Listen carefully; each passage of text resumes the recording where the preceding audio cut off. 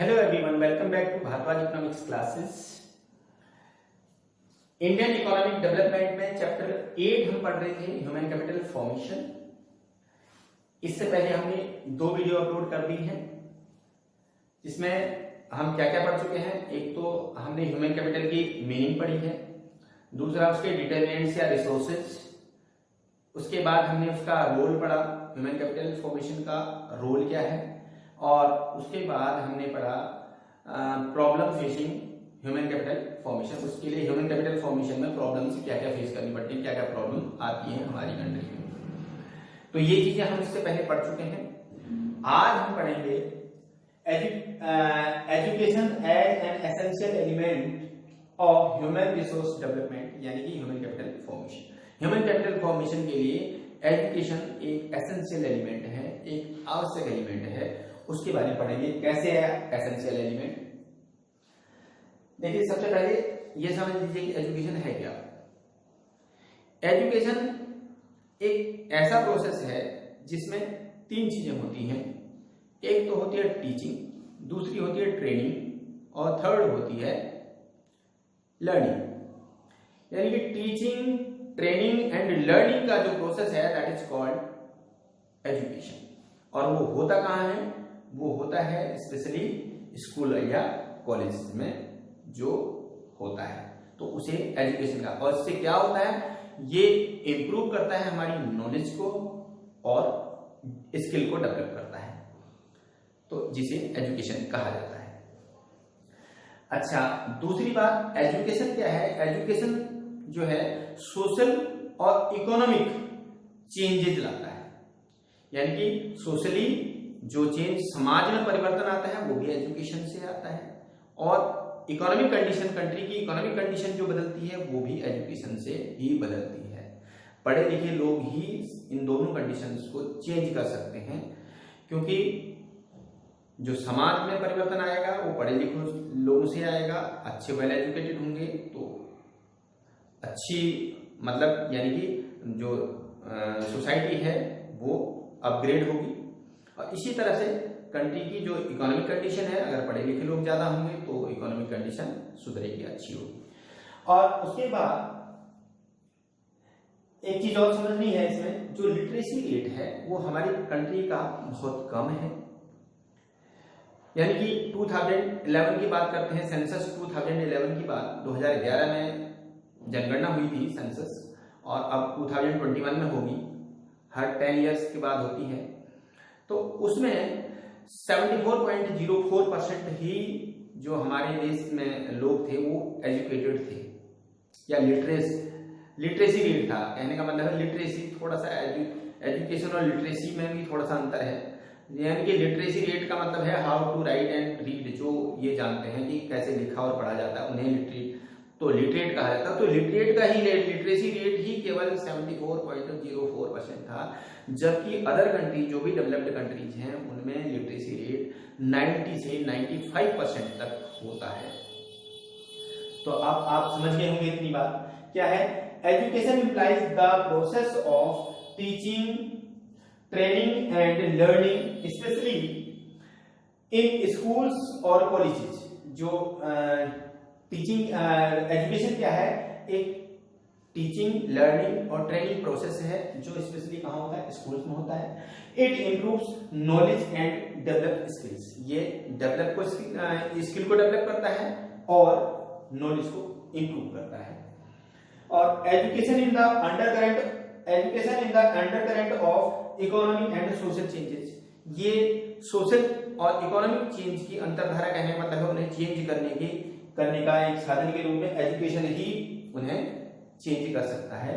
किस कंडीशन को? इकोनॉमिक और सोशल चेंजेस ला सकता है। और थर्ड पॉइंट इसमें लिखा है, even literacy rate in the country is very low. हमारे कंट्री का जो इवन मतलब लिटरेसी रेट है वो बहुत कम है। अकॉर्डिंग टू द सेंसस 2011 के अनुसार कितना था? 74.04% of the population is literate. केवल इतनी ही लिटरेट थी, as against 90 to 95% literacy in developed countries of the world.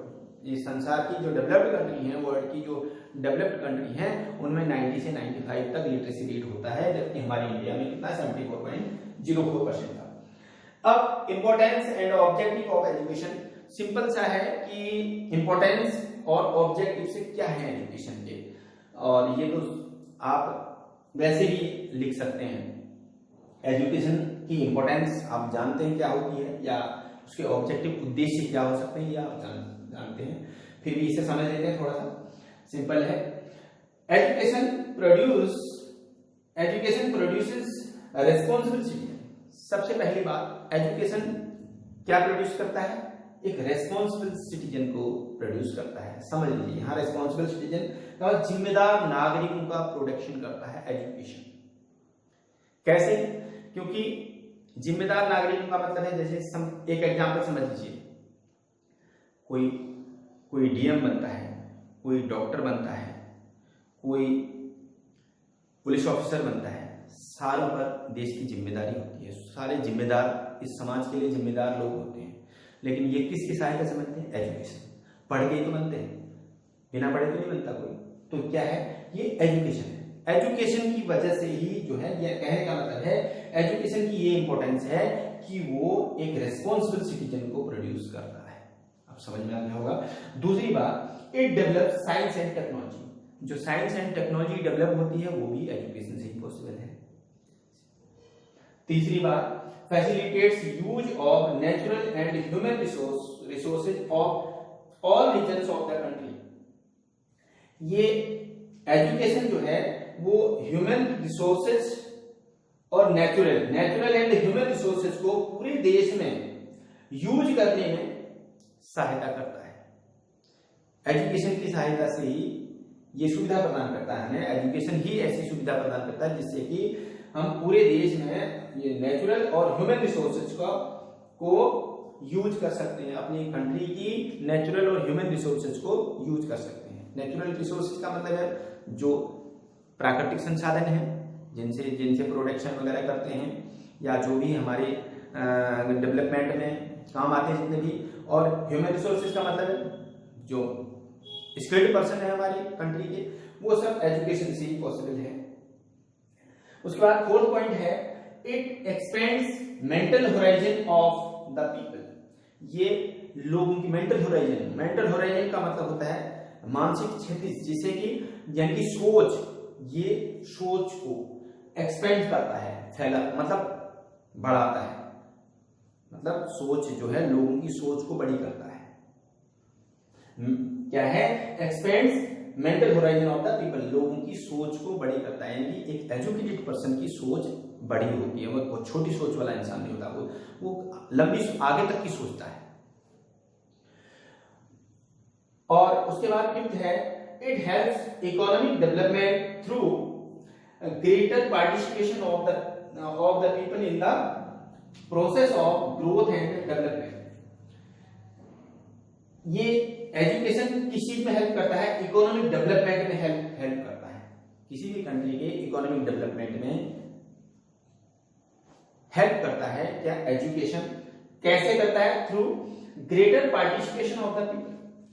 Greater participation of the people, जितने एजुकेटेड लोग होंगे उतना ही पार्टिसिपेशन रेट बढ़ेगा। पार्टिसिपेशन रेट का मतलब आप समझ रहे होंगे कि देश, जितने लोग हमारे नौकरी करते हैं, सर्विस करते हैं, जो भी काम करता है देश के लिए, अपने लिए काम करता है, वो कंट्री के लिए काम करता है। समझ लीजिए कि अपने लिए हम नौकरी करते हैं, नौकरी करने अपने लिए जा रहे हैं, लेकिन हम देश में भी, मतलब कहने का मतलब है कि हम कंट्री के लिए भी काम कर रहे हैं, क्योंकि हम किसी न किसी रूप में हम अपनी कंट्री को कुछ न कुछ दे रहे हैं। सपोज आप अपने खाने के लिए एक 20 रुपए की ब्रेड लेके आते हैं, तो इसका मतलब है 2 रुपया आप उसे टैक्स देते हैं उसमें, जो उस हमारे देश के काम आता है, तो हमारे डेवलपमेंट के काम आता है, जो हमारी कंट्री के ग्रोथ के काम आता है। कहने का मतलब है खाने के लिए जो खर्च कर रहा हो।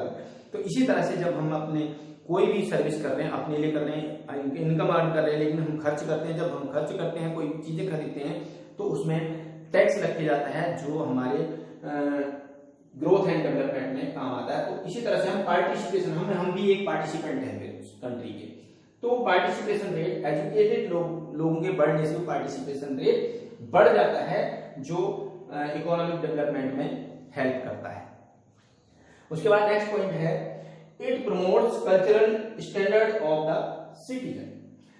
ये नागरिकों का, जो कंट्री के नागरिक हैं उनका जो कल्चरल स्टैंडर्ड है, जो सांस्कृतिक स्टैंडर्ड है, अपनी संस्कृति का स्टैंडर्ड, जिस संस्कृति में रह रहे हैं, जहां जिस स्टेट में रह रहे हैं, जिस एरिया में रह रहे हैं, वहां उनकी अपनी कल्चर है, तो उसको भी स्टैंडर्ड को अपग्रेड करता है एजुकेशन। और उसके बाद इट डेवलप्स ह्यूमन पर्सनैलिटी, तो ये ह्यूमन पर्सनैलिटी को भी डेवलप करता है। एक एजुकेटेड व्यक्ति की पर्सनैलिटी अलग ही नजर आती है, एक इलिटरेट पर्सन की अलग ही आएगी।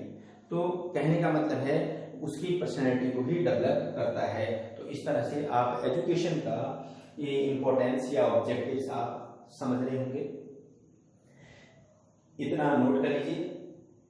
इसके बाद थोड़ा सा और इसमें है,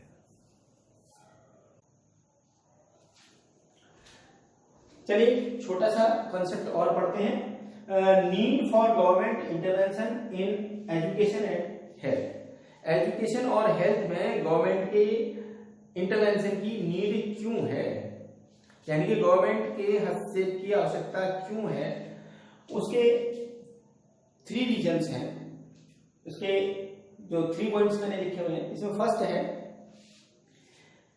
education and health sector need huge investment. Education और हेल्थ सेक्टर में एक बड़े अमाउंट की इन्वेस्टमेंट की आवश्यकता है, यानी कि ज्यादा पैसा खर्च करने की आवश्यकता है, क्योंकि देश की पब्लिक ज्यादा है, लोग ज्यादा हैं, तो उनके लिए व्यवस्था भी ज्यादा चाहिए, तो ज्यादा इन्वेस्टमेंट की आवश्यकता है with a very high fixed expenditure, जो एक बड़े फिक्स एक्सपेंडिचर के साथ है, यानी कि जो खर्चा है वो एक फिक्स एक्सपेंडिचर के रूप में होना है।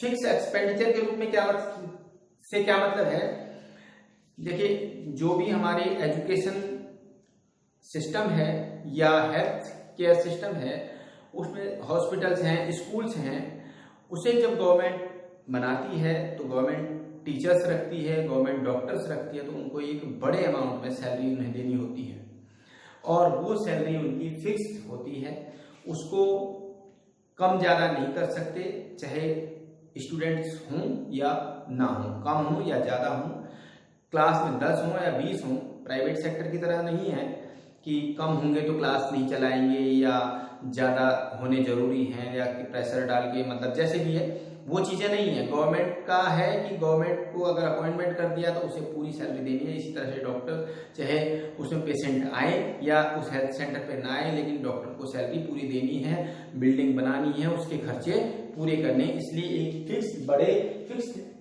एक्सपेंडिचर की नीड होती है। इसलिए गवर्नमेंट को इसकी आवश्यकता है, क्योंकि बिना ये एक टीचर्स या डॉक्टर्स को अपॉइंट किए एजुकेशन या हेल्थ सिस्टम को नहीं चलाया जा सकता। दूसरी बात, it is difficult to expect private investors to invest in health and education. ये एक्सपेक्ट करना, ये आशा रखना कि बड़ा मुश्किल होता है प्राइवेट इन्वेस्टर्स का एजुकेशन और हेल्थ पर इतनी बड़ी अमाउंट, जो बड़ा अमाउंट वो इन्वेस्ट करेंगे, ये बड़ा मुश्किल है। कब तक मुश्किल है? अनलेस मींस जब तक मुश्किल है, जब तक they are allowed to recover their huge cost through high price these services. जब तक कि गवर्नमेंट उन सर्विसेज के बदले में उनको ये परमिशन ना दे दे कि वो बहुत ज्यादा उसकी कीमत वसूल लें पब्लिक से।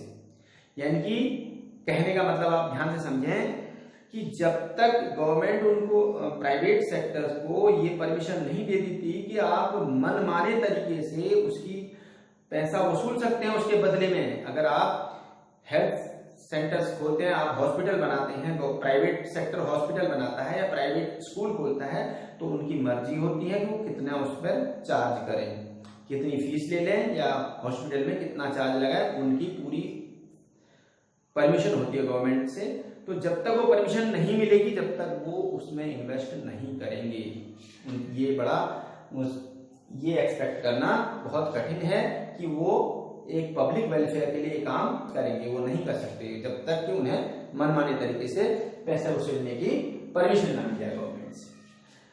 तीसरी बात, people in a poor country can not afford high price for education and health. जो गरीब देश के लोग हैं, गरीब देशों के लोग हैं, जैसे कि उनमें इंडिया भी है, जहाँ की बहुत ज्यादा पॉपुलेशन गरीब है, अमीर लोगों की संख्या बहुत कम है, तो ऐसी कंट्री में जो हाई कॉस्ट पर सर्विसेज को परचेज करना, एजुकेशन और हेल्थ को परचेज करना या इन फैसिलिटीज के लिए अफोर्ड करना बड़ा मुश्किल काम है, तो वो जनता यहाँ की नहीं कर पाती। तो अकॉर्डिंगली, तो इस प्रकार these services would remain beyond the reach of most people। तो ऐसी सर्विसेज लोगों की पहुंच से दूर हो जाएंगी जब तक these are subsidized और directly provide by the government, जब तक कि उन्हें या तो गवर्नमेंट प्रोवाइड करे या उन्हें छूट मिले, अगर तब तो जनता उनका फायदा उठा सकती है, अदरवाइज जनता की पहुंच से दूर हो जाती हैं ऐसी सर्विसेज, यानी कि एजुकेशन भी दूर हो जाएगी और हेल्थ सर्विसेज भी दूर हो जाएंगी जब गवर्नमेंट उस पर अपने आप प्रोवाइड करेगी या उनमें छूट देगी, तभी वो जनता को मिल सकती है। तो ये सब इन कारणों को देखते हुए गवर्नमेंट को इसमें इंटरवेंशन की आवश्यकता पड़ी।